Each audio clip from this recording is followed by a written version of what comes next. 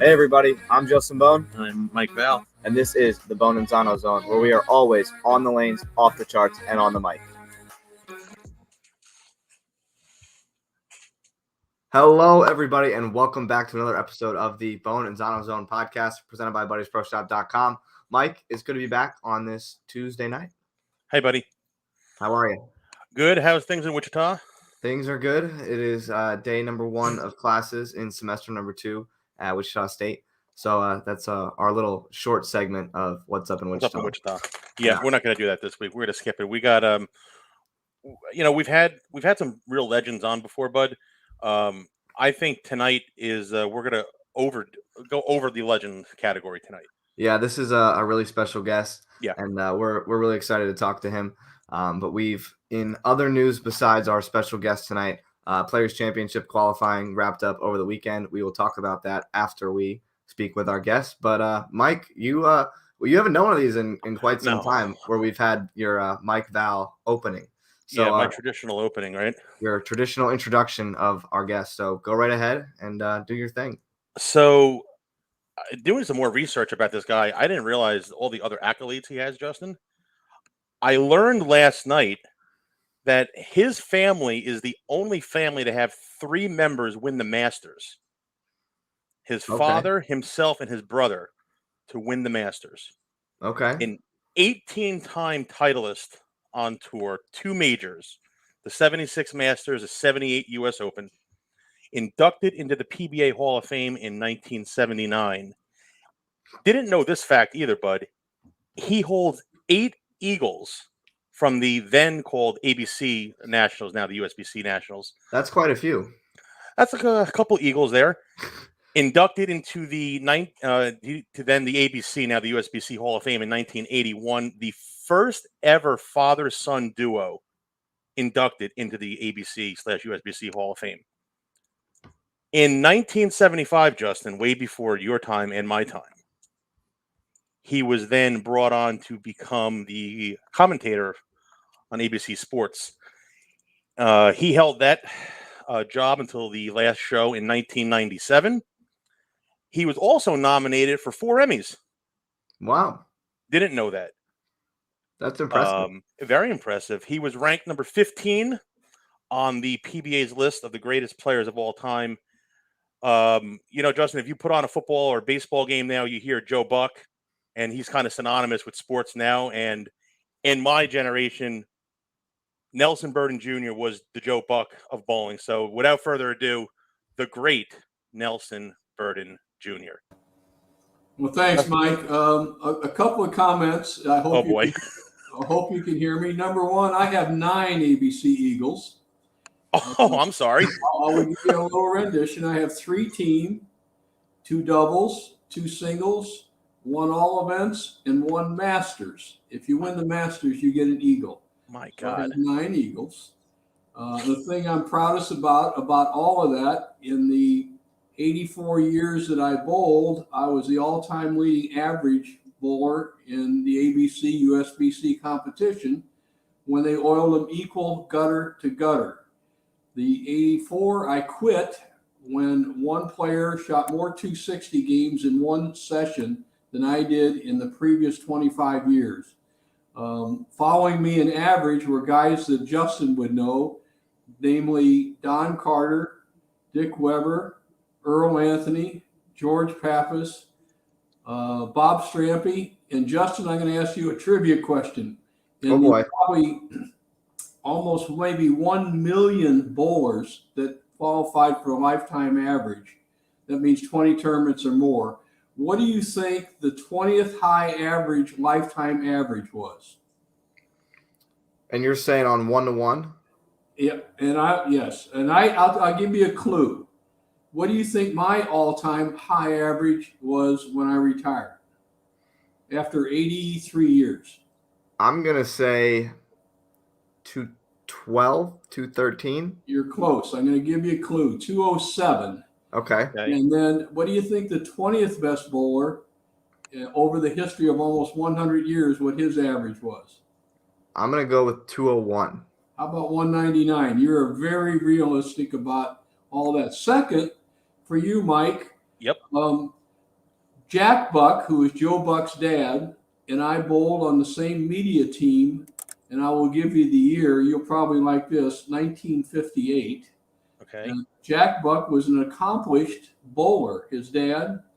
And Jack Buck, this is a trivia question also.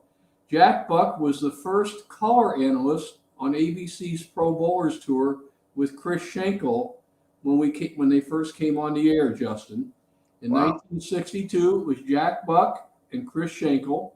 And then in 1963, it went to a guy who lived across the street from our bowling lanes in the George Washington Hotel named Billy Whaley. And I had the luxury, you've grown up in quite a environment, Justin, of bowling, but I'm not going to say I outdid you, but in my league alone, back in the 1960s, when I was just starting college at St. Louis University and I was in the Army at the same time, we had 7 U.S. Open champions alone bowling in our league. My God. Wow. Okay, I'm leaving you that with your start, so it's up to you to run with some of that. Wow. That is impressive. 7 U.S. Open champions in one league. In one league.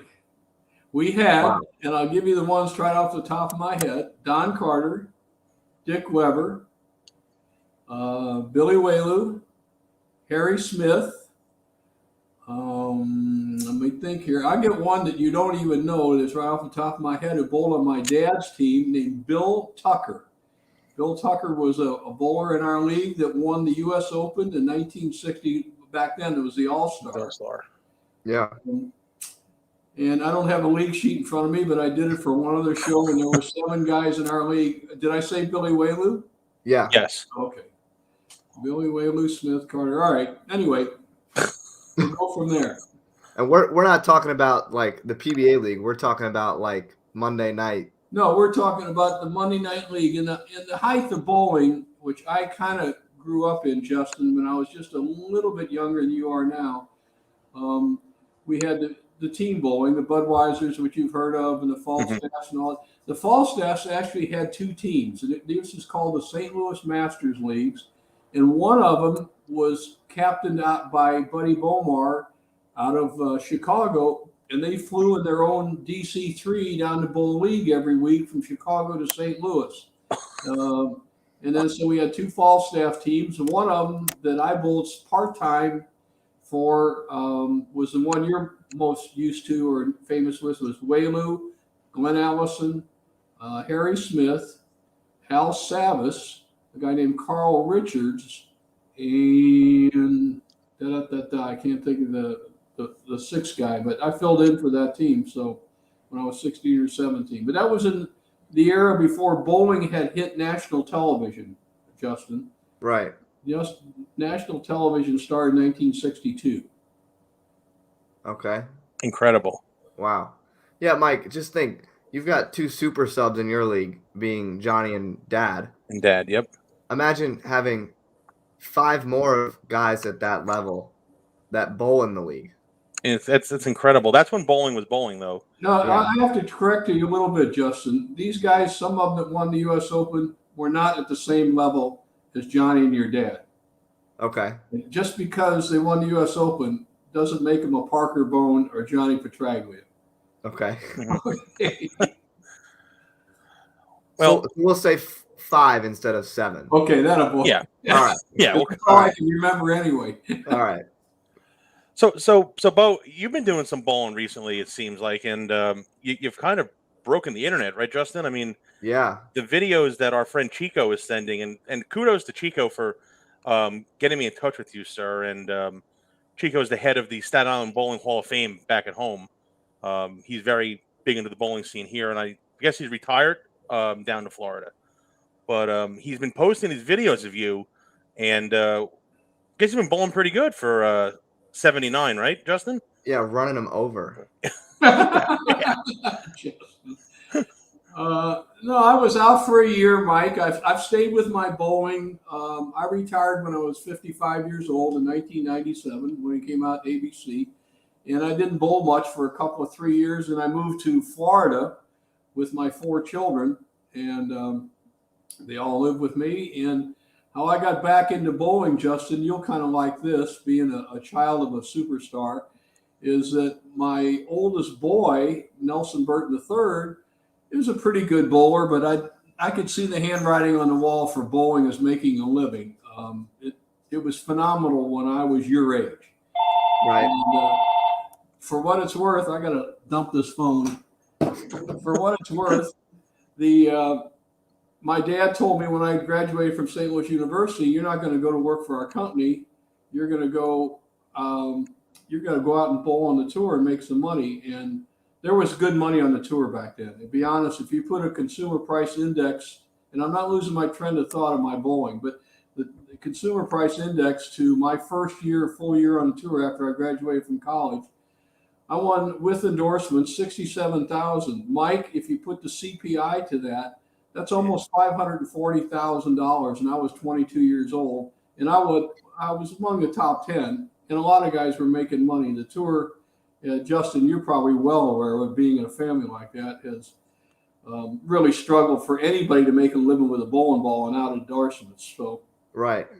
Okay, now I'll go back to my bowling. I never really quit, but I quit for 3 years, and my son came home. He was bowling in a league, and he says, "Hey, Dad, I lost all my money." He's working part-time at a golf course. He was on a golf scholarship down here in Florida, and he bowls pretty good. I could see the handwriting on the wall. I never drilled him a ball with a thumb bolt, Justin. So you can figure, I mean, he throws a full roller that rolls about like I guess Belmonte's ball. I mean, the strike ability is incredible. You've seen it in the thing. So anyway, so I go down there after 3 weeks of him losing, and I watched him bowl. He shoots like 670 in league. I said, "How'd these guys beat you?" He says, "Well, it's not these guys. It's the guys we bowl pot games afterwards." Well, he didn't tell me that because he's kind of a quiet guy.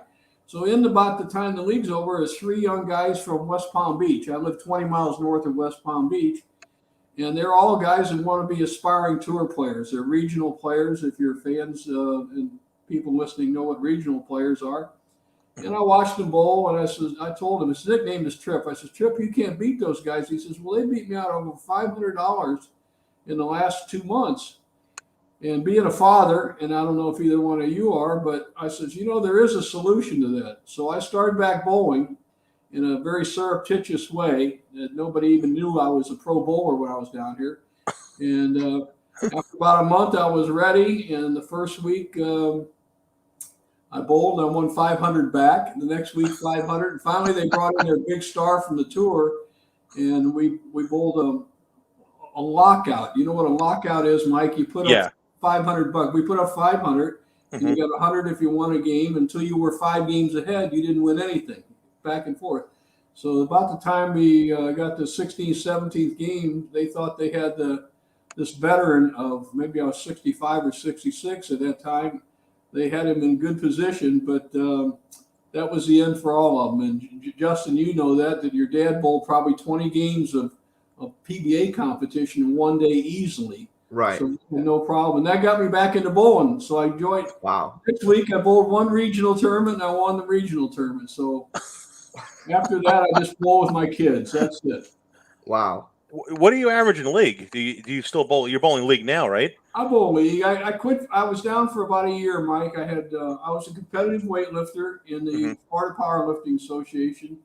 Wow. And in 1977, in Boca Raton, the city you named, I tore my rotator cuff in the bench press contest. And last year I had to have it operated on, so I was down about 8 or 9 months. And I started back in league and didn't have the ball speed and whatnot. And I finally got it back up after about 4 or 5 months bowling. But average means nothing. It's who you beat and how much you won, Mike. But I'll give you my average. I hold the state record at 247 something, which is but I only did that when I was 70 years old. So average doesn't mean anything. I always said that you take Justin's dad, who's probably Justin, you didn't know this. You weren't even born at the time. I proclaimed when I saw your dad bowl on TV, I was an announcer at the time, that your dad would be the all-time leading money winner. And I know he's pretty much closed in on that. But the unfortunate thing is that the PBA Tour kind of fell apart where he couldn't make, $200,000 or $300,000 in 1 year back, 20 some years ago. But anyway, that's kind of where I sit right now. But my average is, last week I bowled against a guy, Mike, who was running him out against me when I was doing my rehab. I shot 1080 for 4 against him with 300 the first game. So granted, they're not gutter to gutter, equal oil and all that stuff, but you don't mess with touring players. Let me put it that way. That's incredible. That's funny. That's awesome. I have nothing more to say to that one, Justin. That is just no. Well, Justin bowls. Justin, you're a college. You bowl on the college team at Wichita State. Yeah. Oh, okay. And I'm very familiar with that team and whatnot. And the college players probably are the only ones in the country with legitimate averages.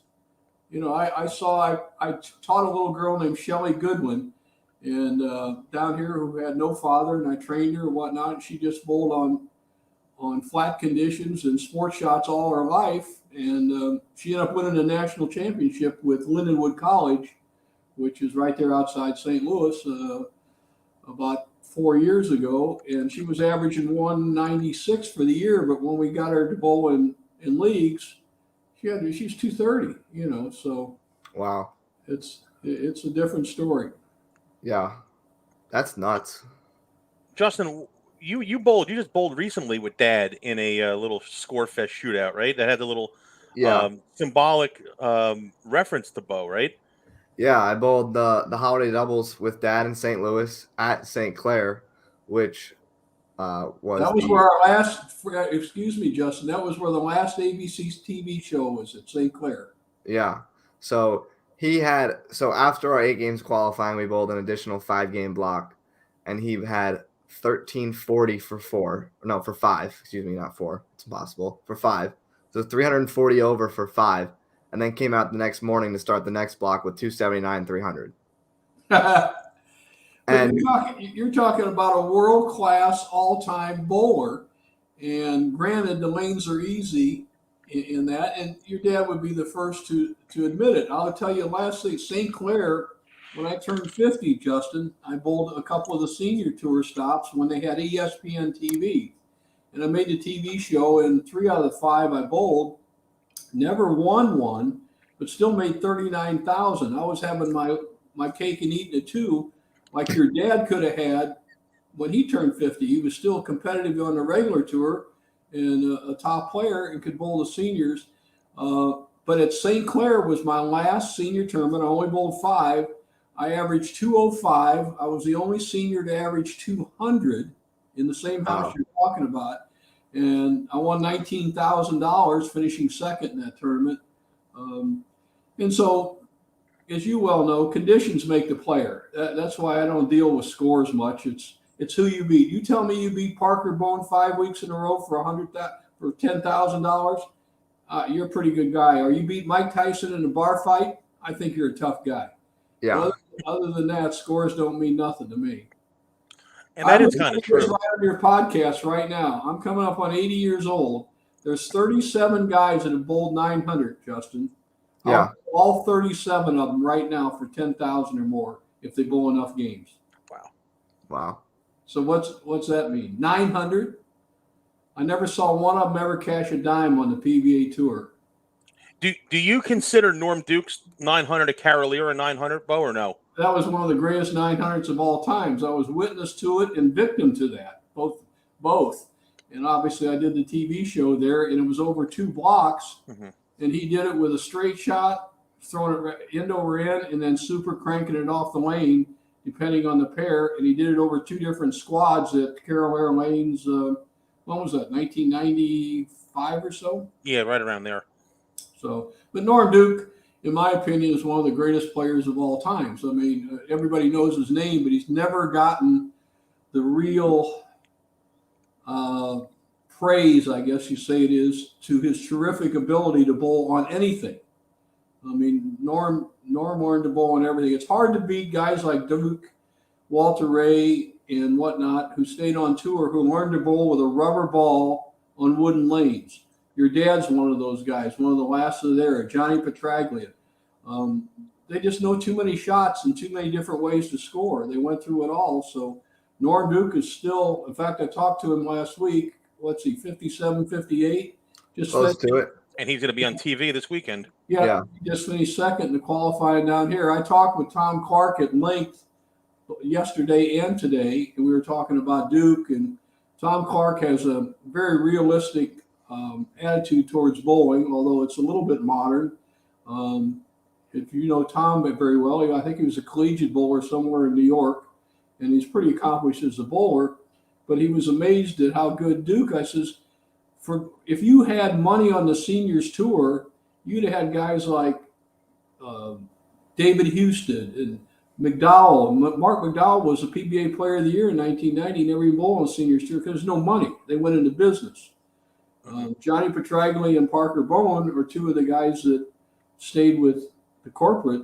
And if it wasn't for Brunswick, I know your dad would not be bowling a tour regular because he just couldn't justify it. Right. Yeah. Good stuff there. Justin, I want to get into the final 10 because I think the list of explain what it is first before we jump into it. So basically we do kind of like we call it the 10 frames of questions. So we ask 10 random questions and basically you just kind of give your answer. The gloves are off. I mean, nothing bad, Bo. I promise. No, it didn't make any difference. There is nobody, Mike, in the history of game knows more about statistics and whatnot. You give me the winner of the 1945 All-Star Tournament, aka U.S. Open, and what he shot in the 100th game to win the title. I'll give you the name and I'll tell you what frame he missed in 279. This guy's incredible. Ask me a question and I don't know the answer to. It's got to be something that you had told your priest in confession. Wow. All right. Well, Justin, I'm getting challenged tonight. I'm getting really challenged. Yeah. All right, Bo. You ready? If you get one that stumps me, I'm going to ask you another one back, of course. Well, they're not really like trivia. Like they're more opinion and your opinion on the topic. All right. So this is the first one. We asked this to everybody. We've asked this to Parker, Albee, Litchie's come on with us. Bo, who's the best player that never went to the winner's circle on the PBA Tour? Wow. I got him, Justin. First one, I got him. Very good. Actually, it is probably a guy in the late 50s, a guy who was bowled like in the Lillard or Campy area in that time, who was already like 40, 45 years old when the tour came along. So you're eliminating there are a lot of bowlers who were pretty good in the 60s, 70s, 80s, and went on, who were in their 20s or 30s that did not win. But the very best bowlers that probably never won on the PBA Tour, I would have to just take the league sheet from that league I was telling you about. And these guys bowled pro tournaments but never won, but they were 45 years old. Right. You start your career. Ned Day, for instance, or Buddy Bomar. I knew both those guys. Buddy Bomar, if you people know, Buddy signed my PBA certificate to become a member. Now, Buddy Bomar never won one, but he was in his mid-40s. Ned Day was the greatest bowler of the first 50 years. Actually, it goes to Hank Marino, was voted the greatest bowler of the first 50 years from 1900 to 1949. Obviously, he was way too old to bowl, but Bomar and Day bowled PBA tournaments, and they didn't win. So my answer is Ned Day. Can I give you one that everybody's said that's joined us so far and see what your opinion is on this guy? Yeah. A lefty from Virginia. See if you can figure it out. Lefty Virginia. Did he throw a full roller? No, he finished third at the U.S. Open the year Pete dropped the trophy, and he came out of retirement in the early 2000s, Justin, and he made the show at the U.S. Open at Carolier, and he stopped bowling right after that. You got me. Richard Wolff. Okay, I watched him bowl. My opinion that he's not one of the top 20. Wow. Wow. All right. Just a little cruel, but if Richard Wolff could have beaten Ned Day, I'd have said yes. Okay. All right. So that's a good one, Justin. So let's go to number 2. You ready for this one? Yeah. Much different answer. Much different answer. Yeah. All right, Bo. You're sitting on the bench. Your opponent needs all 3 to beat you by a pin. Who's the one guy that you don't want throwing those 3 shots in the 10th? I think it depends on the lane condition, Mike. If they're walled up in easy condition, you can name anybody. But I think I'll name one guy who I saw throw it on what we call back. Your dad used to know this, Justin. What we call a square condition. You said 18 PBA tournaments. I think I only averaged 220 in one of them. In 2 of them, only 2 guys averaged 200. That's what I call. You don't even see that anymore. Guys would quit the tournaments. All right. So those to me are square conditions because I bowled the first 20 years of my life on equal oil gutter to gutter with a rubber ball.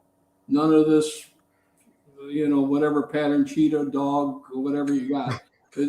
There's always some place the oil is guiding the ball to the pocket. Okay. My answer for the money in my generation would be Barry Asher. Wow. Okay. Interesting one there. He left a solid 8-pin on a flat condition to lose the Tournament of Champions to Dave Davis, who was one of my best friends anyway. And by the way, goes out to Dave. Dave lives in Lake Placid and quit bowling about 10 years ago. Just had heart surgery, so I hope he's recording. Yeah, Dad actually said that last night, Justin. We were talking. Oh, did he? Okay. Yeah. He's probably closer to Dave than I am. Yeah. All right. So it's Barry Asher for the wheat. All right. Good one. All right. So Bo, you have 9 Eagles. You were to put together a team to bowl the Nationals, the USBC Nationals. Yourself, what other 4 guys are you bowling with? Well, I'd have to take the guys I won 3 titles with. Okay. The first team I won 3 titles with, I was a rookie. I couldn't even get on a team. And be honest, I can't even remember their names, but only 2 teams averaged 200. It was in Minneapolis. And back then, Mike, they put new lanes in every year for the ABC tournament or USBC. And they put these in Minneapolis, but the Mississippi River overflowed, and it was in a one of those horse arena type things, and it got flooded underneath. So boards started popping up in the lanes, and the scores were dramatically low. And I bowled with a team, and I can only remember a couple of guys that bowled on it because we bowled 6 games, by the way. They had a cut in the team event back in 1965. It was called the Classic Division instead of the regular division. I bowled the regular division for the first 10 years in the class. And I bowled with the late Lou France and a guy named Jusin would know his name. You would too, Mike, is Tommy Tuttle from North Carolina. Tommy was a good down and finished second in the U.S. Open to Bob Strampy in the All-Star. I'll call it the U.S. Open in 1964. And a guy named Eddie Mayrams. And the reason I think that we won it, we had 2 good bowlers, and those other guys were lucky. They hit the nose, they get 9, they got Brooklyns and all that other stuff. And you couldn't even make a spare. So that's my answer. Good one. All right. Good one. All right, Bo. So all the years working with ABC, what was the best telecast you called and why? The most, I don't say the best because now you're talking Emmy Award presentation. And so that's the the mentality of a producer or director. But the most interesting for me, and I did 548 network telecasts on CBS, NBC, but mostly on ABC. The most memorable time in the 3 clutch strikes that I ever saw was Johnny Petraglia shooting 300 in Toledo. And I never saw there. You had, and I was I'm an Army guy. Spent 8 years in the Army when I wasn't in full time all the time. And Johnny and I actually got to know each other when Johnny won in Pine Bluff, Arkansas, I think it was, in 1967. And then he went off to Vietnam. And when he threw those 3 strikes, they were probably the most financially rewarding strikes of all time also, because correct me, Justin, that Brunswick gave his son John a guaranteed college scholarship, and Johnny won $100,000. But it's the way Johnny threw those balls. It's like somebody's shooting at me, and I know how to handle this. And there's nobody else could have ever faced a person like that. And I can picture myself in Johnny's mind. I'm in Vietnam, and I need 3 strikes. And I still get goosebumps when I see how he threw them. There's no way those pins were going to stand. So in the booth, did you know he was going to finish the job when he got to the 10th? I did not. The lanes weren't that easy. And you could throw them great. And of course, all of us know that whether it's a lefty or righty, solid 8s, 9s, 10s, going to be everything. But Petraglia was in a different mindset than anybody else who had ever been in that position, and he was more conditioned to win under that pressure in his mind than anybody I'd ever seen. It was thrilling just to watch him throw the balls. I mean, and he had the front 11 once before that, didn't he? I think he had it in Garden City one time, and then he threw it between his legs at the end. But this one. This ball was for, if you put it, once again, I like to put things in the actual dollars, in today's dollars. Johnny threw those 3 strikes. If his son took advantage of the $100,000 or more than $100,000 college scholarship, and Johnny obviously got $100,000, you're talking, it was probably a $320,000 or $30,000 12th ball he threw. Wow. When you put it that way. But it's the way he threw it, Justin. It's somewhere that I've never been. I mean, you've thrown them at your young age. Mike, I'm sure you've done some bowling where you're under pressure. But that was a unique situation. So that was my most memorable, and I have good memories, but the most memorable one of all times. Okay. All right. So then I'm going to follow it up with this one, Justin. So you had the power outage in California. You had the bomb scare at Riviera. Was there any other odd occurrence that us, as the general public, doesn't know about before a telecast went on? Anything else weird like that ever happened to you guys? We had a couple of times, Mike, where one of the lanes would break down, and I think the 300th that whoever shot it in 19, I don't know if it was Stefanich or whatnot, Justin, bolted on 2 different pairs, lane 15 and lane 17. Mike, we had that happen a number of times. I'm going to say 4 or 5 times. We had one other one you're talking about, Riviera. We were outside, or we had one from the same guy. It was I don't know if you remember. You're almost too young. There was a guy with a big hair like the troop has. He had it all colored, and he was threatening bomb threats around. We had one in Texas at the Grand Prairie at the Quaker State Open, and we had one in Windsor Locks, the same thing that happened in the Tournament of Champions you're talking about at Riviera. And Schenkel split. He says, look, I fought people don't know, Schenkel fought in the South Pacific in the Navy as a lieutenant. There he is, Lieutenant Chris Schenkel. And Schenkel says, I've been shot at enough. I'm out of here. You can hang in here if you want. So other than that, we've had some funny things happen, but nothing really much more than that you actually saw. So Bo, I'm going to go off that ABC topic for a minute. So Roth revolutionized the game with what he did and the power and the cranking and whatnot. And Belmonte is kind of doing that now with the younger generation with the two-handed style. Which guy do you think is going to go down in the history books as more of the revolutionized the game more, Roth or Belmonte? That's a very interesting question, Mike. But once again, conditions make players and errors make players. You can never throw it like Belmonte on wood lanes and get it back they throw balls out of bounds that come back, and they got 7-pound weight blocks and all that stuff. And the scoring is so much higher. It's ridiculous. So strikes are so important. And Belmonte's bowling, and nothing taken away from Belmonte, he's bowling in much shorter fields. I mean, you're talking, you could win a PBA tournament with 13 games. When I finished first in the U.S. Open in 1966, I bowled 115 games, 24 match play a day. So they can't even bowl that many tournaments. They can bowl 3 tournaments in that. So Belmonte has more opportunity against less talent to do what Mark Roth did. And go ahead. So do you think that the generation now compared to like guys in the 70s and the 80s, like in Parker's generation, are the quality player better back then, like the shot makers back then, or are there better shot makers now, or is there even a shot maker now? I've been asked that question a bunch of times, and I'll go back to the 50s. I've been a good bowler. I've been a reasonably good bowler since I was 16 years old. That means that I've had at least 64 years of being in PBA competition. I bowled a PBA tournament when I was 17 and led it in Chicago. So I can say that through this bowling now.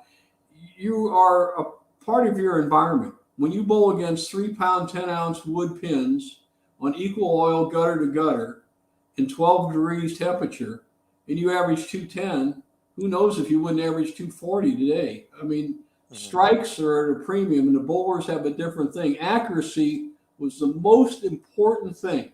We had tons of guys, they weren't two-handers, but we had tons of guys that could crank it up. A guy, you wouldn't even remember these names. Stan Slominski finished 12th in the BPA All-Star back in the late 50s.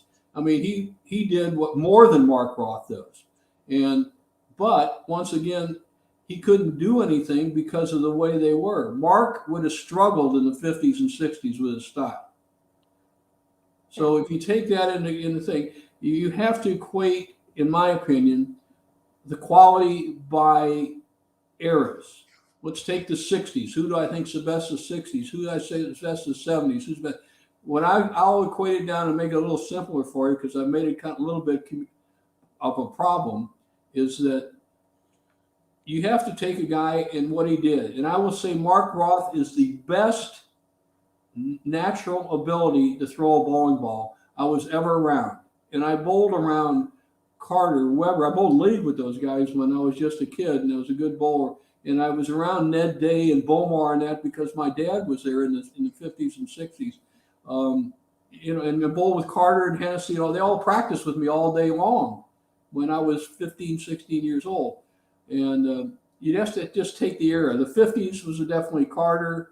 The 60s you could have something for Dick Weber. The 70s you have to go with Earl Anthony. The 80s Mark Roth. 90s you guys are probably more attuned to who was the best bowler in the 90s, but the tour was starting to struggle and never even completed the 90s. So I named some good names there, but they would not have been dominant in any with their style in any particular lane condition. Like lefties never had a chance for the first 50 years till they made lane machines. Because we put equal oil gutter to gutter, it's on the left side of the lane like your dad. He's bowling on a dead sport shot, and right-handers are putting a groove in there. There's a reason nobody ever won the U.S. Open or Masters who was a left-hander until the mid-'60s. Until they start putting lane machines out there, and then it reversed.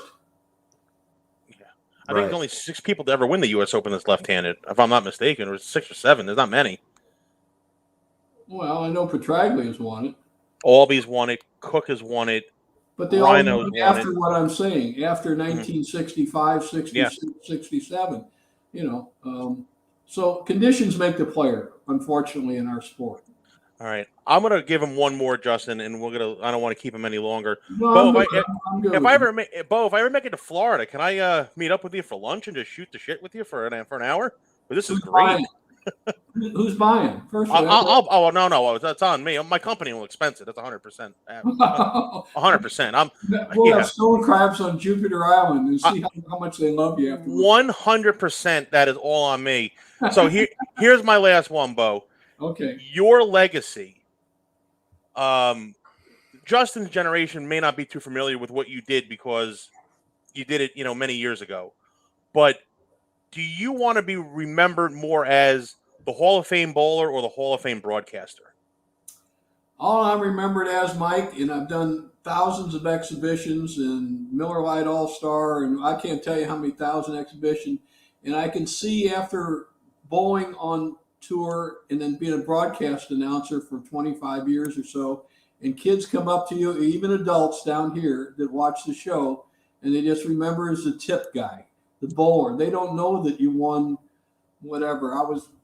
I don't know how many titles I won, but you were put into a suitcase too, Justin. Do you have that clip? Do you have the picture we can pop up for him? Oh yeah.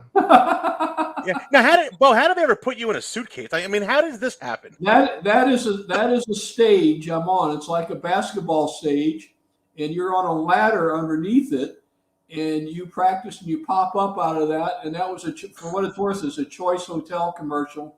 I made, man, you guys probably know better than I do, in the mid 80s, early 90s, something like that. Chichi Rodriguez made one for golf, but that was actually a stage with a suitcase on top of a little bed. And I came up out of the stage like a movie theater or something. Wow. Bo, I can't thank you enough. We love the time. I don't want to take any more of your time, but if I ever make it down to Florida, I will definitely reach out and I will definitely buy crabs on Jupiter Island for us. You're going stone crabs. They're different. Whatever you want. I can bring some pastries from New York down if you want. Everybody up here, so many people, when they found out you were going to join us, send their best. Johnny P., Parker, Bill Supper was here. Billy Hall was another one. Everybody sends their best to you. Hope you're well. We can't thank you enough. This was an awesome 40 minutes, and would love to have you back, at a later time if you want to join us again sometime. I'd love to. I got to get my camera fixed because I see two good-looking guys out there, and you guys are doing a good job. So I'm looking to find the other. These are the good-looking guys right here. Oh, okay. Well, hey, Bo, really quick, you got anything good on Schenkel? How good of a guy was he? Schenkel was probably the most likable guy you would ever meet, and he's one of the reasons of great success of the Pro Bowlers Tour on television. Obviously, bowling itself was the feature, but Schenkel and I sold a lot of the commercials on TV, Mike. If you had your company, Mike and Justin have a company, and you don't even know anything about bowling, we would take you and your wife or whatnot out to dinner on Friday night. Schenkel would work the CEO of the company. I'd work the wife. The next day, we put them on TV. Says nothing nice about them. When they went back in the office on Monday, we did 7 million people average for the first 17 years I was on. That's more than the playoff games in football. Trust me. And so you would go back to the office and say, "Hey, Mike, I saw you and your wife on TV. You look great." You just sign up for the next year. You didn't even know if it was bowling or badminton, but just because you got on there, you were on there. And so we were a great sales team, but a good team together as friends too. And he's probably one of the most likable persons I've ever met. Well, you guys were the best, and Justin, this is before you, but I remember running home Saturday 3:00 to watch them in the blue blazers or the yellow blazers back in the day. But you two are the voices of the PBA. No disrespect to Randy, but you guys have made professional bowling, and you're that Mount Rushmore, Bo. I can't thank you enough for the time tonight. We'll do it absolutely. Again. Thank you, Justin. Say hi to your dad and all the buddies up north, and Mike, keep in touch. I will, Bo. Thank you very much. It was great talking to you, and the great Nelson Burton Jr., everybody. Thank you, Bo, for your time. Thanks, tonight. Bo. Thanks, guys. All right. So, Justin, that was awesome. Yeah, that was an absolute blast. Having the honor to talk to somebody like that who had such knowledge of so much more history of the game. He's a walking statistic. Oh my God! Wow. I mean, we're talking about the 50s and like the All-Star and events that we really haven't heard stories about on the show. No, and the All-Star was a 100-game format. Right. I mean, we're talking about, like guys that had never won a title on tour. I mean, we're talking about guys that you and me have never heard of. And I pride myself on knowing a lot about the PBA and the history of the PBA and bowling in general. And even like with Matt McNeil, when he comes on with us, and even with Litchie and Lenny, I felt like I was like a foreigner today listening to Bo talk. Yeah, which is Incredible. really interesting. Yeah. I mean, the stats that he was giving out was it was unbelievable. Oh, I know. It's How crazy. about how he got back into bowling? Yeah, that's funny. And the Florida state record for average.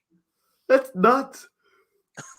Justin, what's the high average at North Rock right now where you bowl league? It's gotta be in the 250s. 250. Let me look. Wow. Just picture this. Would you ever think, and look at the guys back at home, like back in Jersey, right?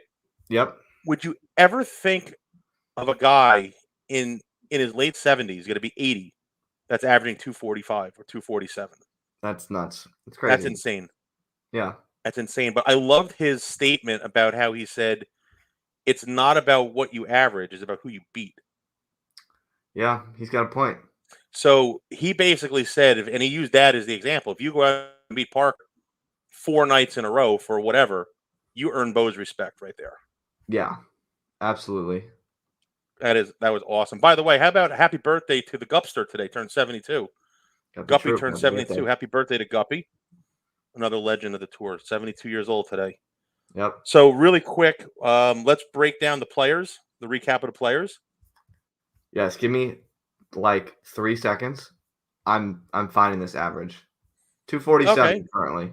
That's the high average at North Rock. 247 currently. Oh wait, that's with 3 games. 57 games. Leader Spencer Robar's 244. How do you think Spencer and I like Spencer? How do you think Spencer's ego would be if he got beat up by a 79-year-old man week after week and he's averaging 244? Oh God, I don't think it could be very good. No, I would hope not. Anyway, that was unbelievable. And I will buy him those crabs when I make it down to Florida. Oh, I would believe it. Oh, I'll do it 100%. And oh yeah, I'll just take the company Amex out, and that's how I'm paying for it. Yeah, absolutely. I mean, how do I buy? I mean, I buy you lunch all the time on the company Amex. Yeah, that's true. That is true. All right, so let's get to the players really quick. Okay. So regions are done. Set the shows are set for Saturday and Sunday. Pick a region? Where do you want to start? I want to start in the West because this is the show that I'm most excited for. Yep. And I've got Family Bowling on one of the other shows, and I'm most excited for the West region. Yes, you do. Huge shout out to Matt Russo making his first PBA telecast. Saw Matt last night. Yep. Super happy for you, buddy. And, absolutely. We're pulling super for excited him. to watch you bowl. Yeah, absolutely. I'll tell you what, this West region show, Jacob Buttriff, Jake Peters, Wesley Lowe, Jason Belmonte, Cortez Shank. Well, I guess what I said last week, if Belmo didn't have any rust on him because he wasn't really in competition, he just kind of blew the doors off of that. Yeah.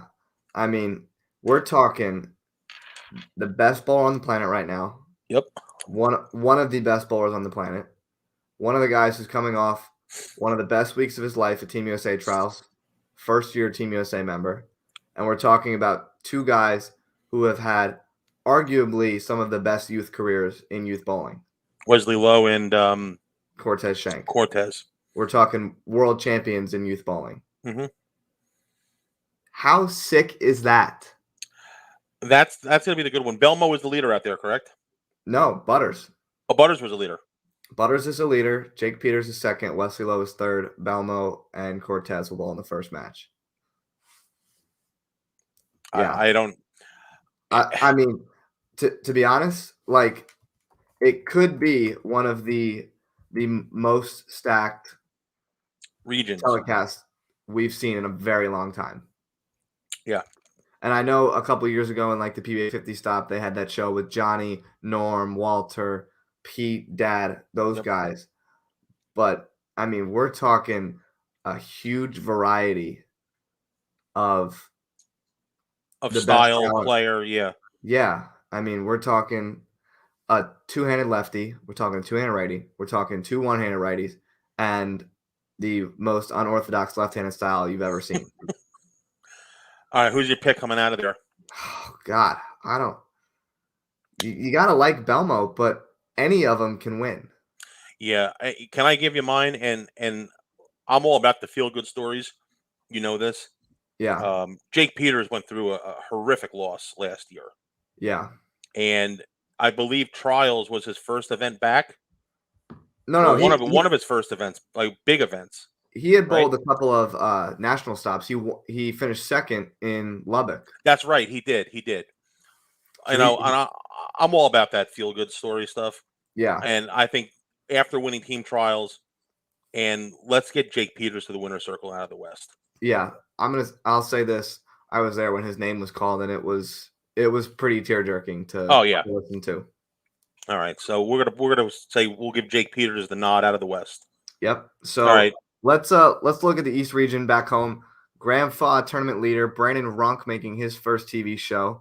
Bill O'Neill's third, Kyle Troop fourth, Patrick Dombrowski is fifth. I believe it's Patrick's first show. I could be wrong on that.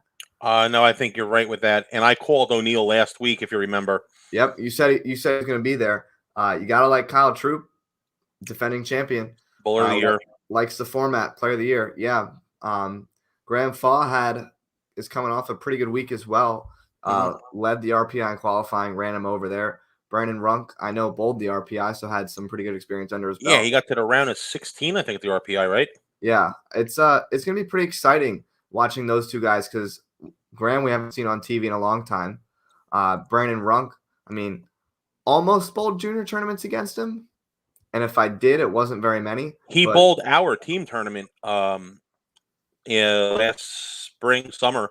Yeah, I mean, in September. I'm sorry, he bowled. I've bowled events against him. Excited when you see somebody that you know. Yeah, like another prime example, Chloe Skrzyński winning the amateur title a couple weeks ago at team trials. I bowled PJBTs against her. That was pretty cool to watch. So anytime you get to see someone that you like knew up and growing up and watching or bowling against from your home area, watching them compete at the biggest stage is pretty cool. So I'm excited to see that show.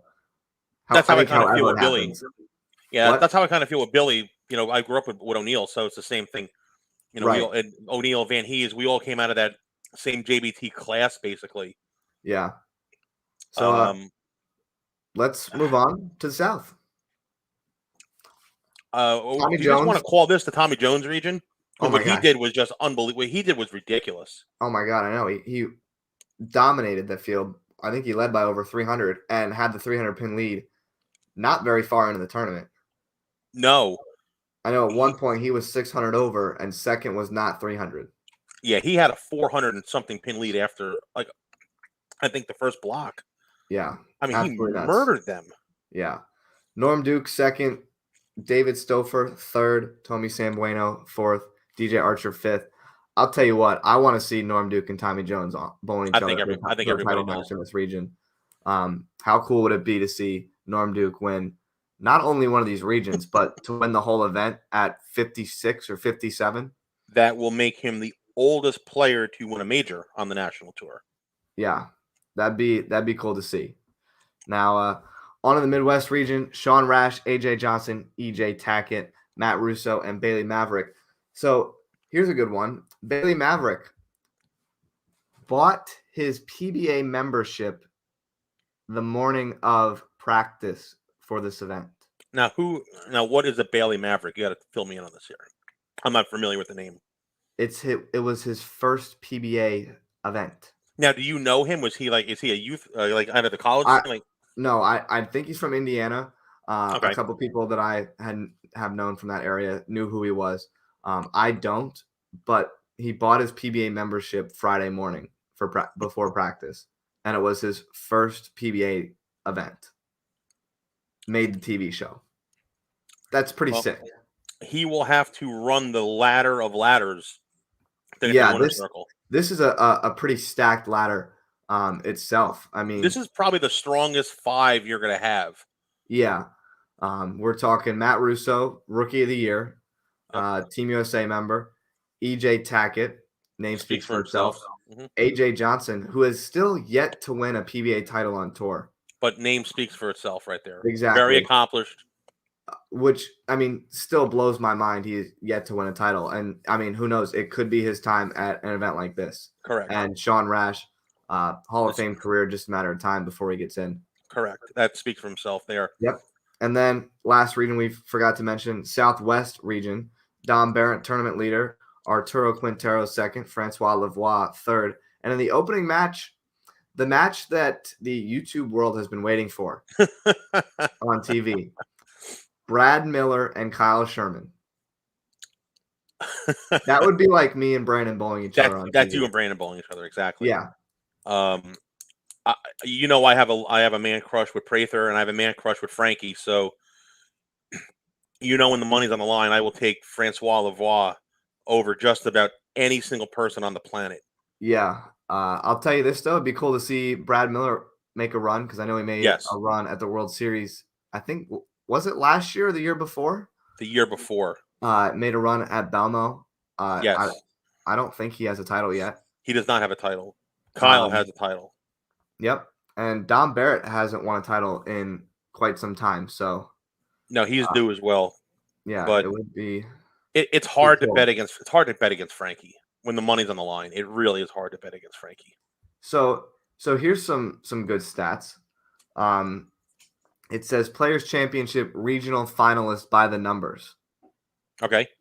So out of the 25 finalists that qualified for the regional finals, there are 15 PBA Tour champions, 164 total titles, 11 major champions, 36 major titles, 2 Hall of Famers, 5 Rookie of the Years, 6 Player of the Years, like 6 players, not counting Belmo being it 6 times. Yeah, that's won the award 6 times. Yeah, and 4 former player championship winners. And there's 5 players who have qualified for the finals, for the regional finals twice. Some good stats there. Get your popcorn and soda ready for Saturday and Sunday on FS1. And Monday too. 3 days. And Sunday is my birthday. Well, so happy early birthday, Mike. Thank you. So you can all send your regards to me on Sunday when you're watching the show. It is going to be a great weekend of bowling, to say the least. Yeah, it definitely will be. I'm looking forward to watching these matches.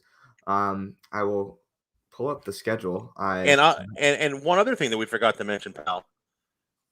Go right ahead. Kudos to I know he watches when he's around. He's been with us twice. Friend of the show, Wes Malott. Congratulations to Wes. Yes. Unanimous first ballot Hall of Famer going into the PBA Hall of Fame. Yeah, that's super, super cool. Well deserved. We've talked about it. We knew it was a matter of time. And to see his name going to be inducted in the Hall of Fame here in a couple of weeks with the Tournament Champions, that's going to be super exciting. Yeah, there's going to be a bunch of guys that are eligible that should be going in. Rash will be on that list. Billy's going to be on that list. Belmo's obviously going to be on the list. There's going to be a bunch of guys that are coming up that are going to meet that the eligibility requirement now. Yeah, but I do think you have to be 40 before you can get inducted. Yep, it's the age, correct. So, but they're knocking on the 40 mark. Yeah, so TV finalist or TV finals for the regional TV shows. The schedule, East Region will be January 22nd, which is Saturday at 4 p.m. on FS1. Following that, right after at 6 is the South Region. On Sunday, Midwest Region is at 4 p.m. The Southwest Region will be following that at 6 p.m. And then Monday night at 7 on FS1 will be the West Region. The finals will be January 29th, which I believe is next. It is next Sunday. No, I'm sorry. It is Saturday. Saturday night at 8:30 on FS1. How great would it be if Bo was doing the show, commentating this show? Yeah, that'd be cool. Also, oh my God, I lost my train of thought here, pal. I totally lost what I was going to say here. Totally forgot where I was going with this. Good.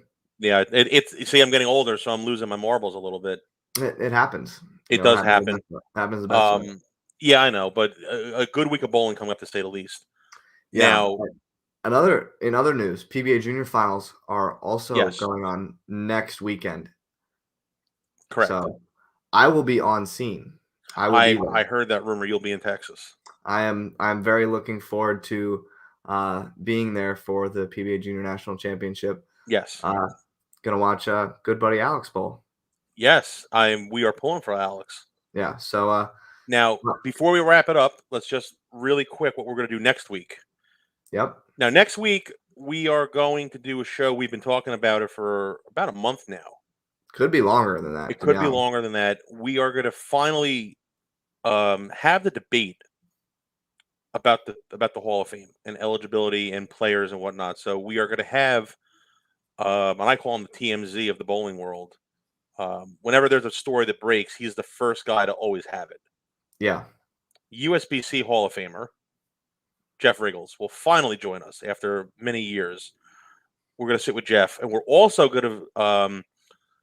I apologize. I gave some wrong information out last week. I think we both did actually. Some fake news. Yeah, we gave some fake news out about Team USA and whatnot. So Jeff's going to put that to bed as well. We're going to square all that away, and then we're going to talk about the Hall of Fame, players that we feel should be in the Hall of Fame. We did a lot of research on this one. So next week's going to be a good show, and then we can even break down the shows with Jeff next week. Yep. But yeah, man, this was a good one tonight. Yeah, absolutely. I was looking forward to this when I knew that we were going to do it, and it lives past expectations. Yeah, so. I mean, I never thought anybody was that much of a statistic. He was an absolute encyclopedia of knowledge. Yeah, definitely. Could you imagine if we had him, Lenny Nicholson, and Litchie on at the same time? Oh my God, we don't even need to be on the show. No, we'll just put our screen black and let the three of them talk for hours. Yeah, literally. You know, when I told people, we'll sit back and be viewers for that week. Oh my God, 100%. You know, yeah. when I told Johnny told me that Bo was very knowledgeable. And he's going to know his stuff. I'm like, well, most people do. Right. I had no clue it was going to be that knowledgeable. It was awesome. Oh my God. I mean, he made us look stupid. Yeah. And forget it. If we were to bowl him. Oh, no. Oh, no. No, I'm okay.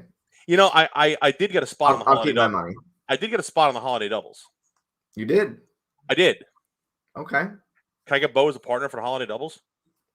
You got his number. Call him out. Yeah. All right, let's wrap it up. You got to go bowl league. So until next Tuesday, and it will be Tuesday nights now. Yes, we will make that change. Tuesday nights at 7 p.m. Could not make it work with the schedule for the new semester. So the new time will be Tuesdays at 7 p.m. Eastern time, right here on YouTube and Facebook. So that's gonna wrap this one up. So if you're watching on YouTube, go hit that subscribe button so you never miss a new video. If you're watching on Facebook, like, follow, share the page, do all that good jazz. And yeah, so you Buddy's Pro Shop, Zone 5 off, promo code for 5% off. And don't forget, Zano for CEO is still trending out there in the bowling world. Sure is. Top 10. It is out there. People want me as a CEO of the PBA. Hey, my resume is available. So, you know, I do think that's the first time you've gotten that promotion code right. It is. After almost a year and a half, I finally got it right. Yeah, but that's going to wrap this one up. So, guys, go hit that subscribe button so you never miss a new video. And we will see you next week with the debate about the Hall of Fame. All right, guys, have a great week. We will see you next Tuesday at 7 Eastern. All righty.